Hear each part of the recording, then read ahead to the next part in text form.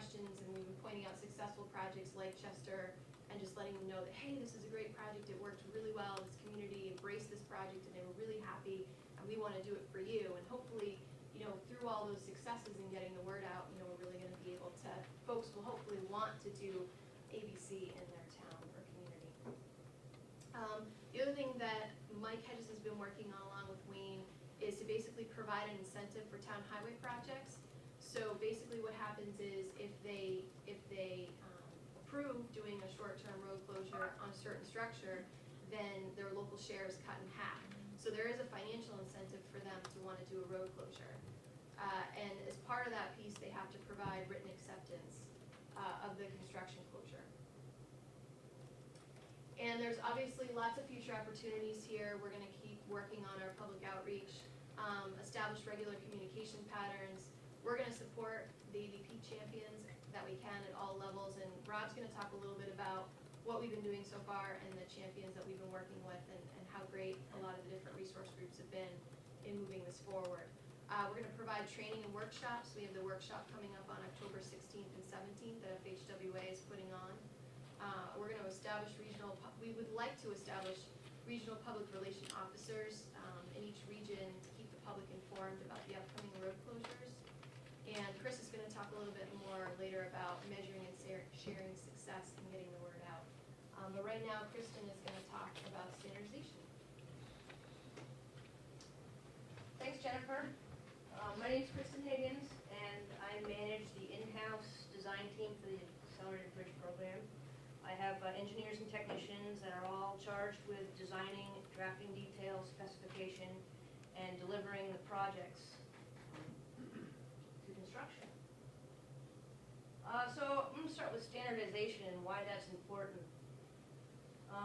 We want to develop compatible and interchangeable standard details. To us, the reasons are obvious. It saves us time on the other end. Once we develop a detail once and use it the second time, it's a lot quicker because we just copy it in. It minimizes the design and detailing time. Once we design a bridge element, we can use that element again and don't have to design it. And the same with the detailing time. We are showing costs already in preliminary engineering. To date, we've got 2 projects that have been designed and detailed. One is in construction now, and the other one has been advertised this week. Between the 2 projects, we saved $40,000 in preliminary engineering just by using the details that we developed for the first bridge. Over time, we'll see cost savings in construction as we keep rolling out the same details, the same plans, they look the same. Contractors will be comfortable and the bids will come down. They'll know how to install them, they'll know what they're looking at when they see the plans. Standards obviously were successful. We used them to reconstruct after the flood in 1927. Everybody in this room has dealt with dozens of truss bridges that were all developed using 1 or 2 standard sheets. And the Accelerated Bridge Program is going to bring standard details back. How we're doing that now, since Tropical Storm Irene, we've had literally months to develop plans where we used to take a couple years at least. We're using what's called the ABC Toolkit, and we call it Sharp 2. There's no A, but it kind of looks like Sharp 2. And what that is, it's prefabricated bridge details. They're designed and they're detailed, and they're all in PDF format. They were developed through the Strategic Highway Research Program. And basically they're concrete or steel superstructure details, and they break them down into various lengths. And they have approach slab details and substructure details, abutments, piers, pretty much the whole gamut. So what I'm going to do is I'm going to go through some of the details, which some people will find fascinating, others may not. But here's a typical concrete bridge out of the Sharp 2 toolkit. It's pretty standard. And here's one of our details that we just developed for the 2 bridges that we just put out. Very similar. Here's the plan of that bridge. And what I want to show is we're starting to table some of the dimensions. So again, our goal is to just be able to go into the table and change the skew of the bridge, the length of the bridge, We have some more dimensions that we're gonna standardize. Here's another bridge type from the Sharp 2 toolkit. It looks familiar, it's a steel bridge. They come in components, easily to set with precast. And here you can see, what they do is they list the member size for each span, 40 to 70, 70 to 100, 130. So you literally just pick it off the chart based on the length of your structure. Here's an example of what my group is developing right now. We're working on our steel bridges. What we found between our bridges and the bridges coming out of the Sharp 2 is that we tend to be a lot narrower in our roadway widths because we have smaller villages. So we're looking at our common typical sections, and we're going to develop a similar bridge type where we consider 40 to 70 foot length, 70 to 100, etc., to make it easier when we pick these off the chart. Again, here's another example of an approach slab precast from the Sharp 2 toolkit. 4 panels with a closure floor, linking them all together. And here's our precast approach slab that we've detailed on 2 projects to date. And you can see, again, that we're not detailing the lengths of these anymore because they vary based on ADT. So we just list them as L, B, width 1 and width 2, and over in the middle we have a table, or we'll just fill it in. And again, on our old plans we used to show approach slab elevations at the corners, and we're tabling that as well. So in the future we'll just be able to pull up these details and fill in the chart. Here's another example of an abutment from Sharp 2. Looks like an integral abutment because that's what it is. Anyone in the structures have seen these before. And here's our abutment that we detailed for the 2 projects that just went out.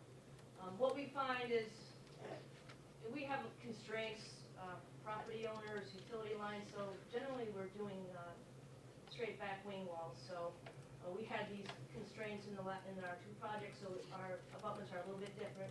But we did take advantage of some of the details. We're using the pipe to do the void for the piles.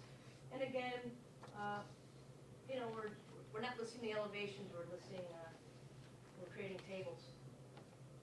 And there's our table, and we'll reuse this detail again and again. The red I show where we didn't do that. And we're developing these and we're trying to get to a comfort level.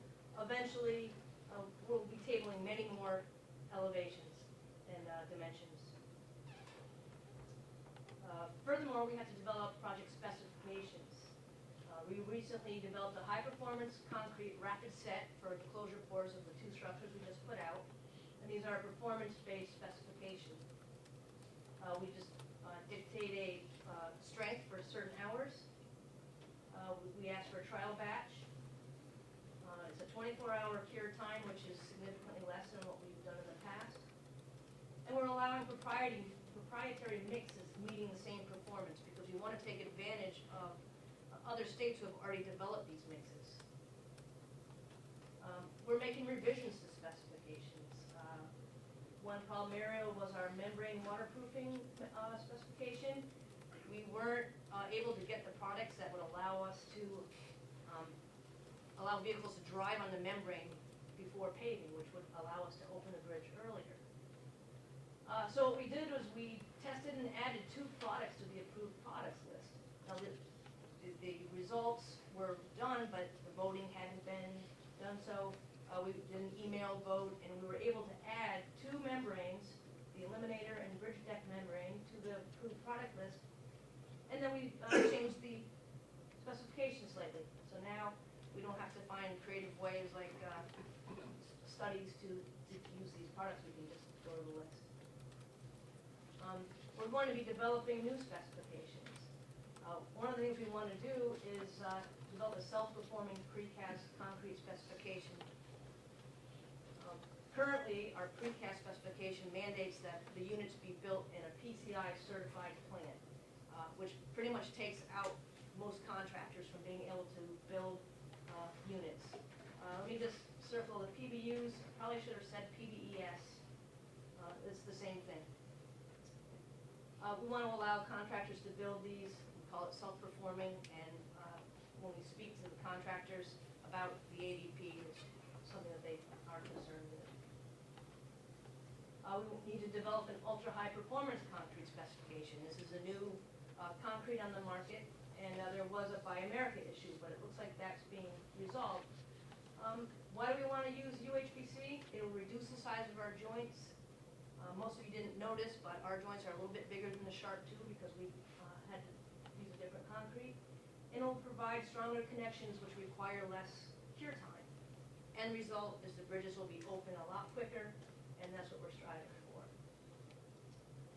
The future of ABP details and specifications, we're going to continue to develop standard details. We're going to incorporate connections, details from the Sharp 2 and PCI as they're developed. We're going to revise and incorporate changes based on lessons learned. Do we think that we've put out the perfect abutment? I hope so, but if we don't, we're going to change it and make it the perfect abutment. We're going to take our lessons learned and apply them. We're going to continue to revise details and utilize table dimensions like I talked about. We're going to continue to develop specifications. We're going to revise and incorporate changes based on lessons learned. Are our specifications perfect right now? Again, I hope so, but if they're not, we're going to change them and we're going to make them better so they are the next time. We're going to develop new specifications that's necessary. And one important thing is we're going to learn from other states who are currently champions in ABC practices, and we're going to seek their advice. We're already doing that. We've gone peer exchanges. We have open dialogue with our peers across the country. With that, I'm going to hand it over to Rob Young.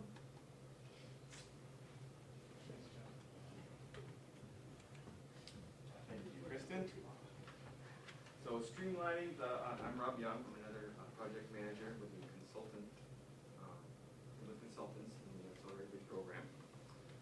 When I think of streamlining the project development process, it reminds me of golf. So one of the rules in golf is that when the person furthest from the hole goes first. All right.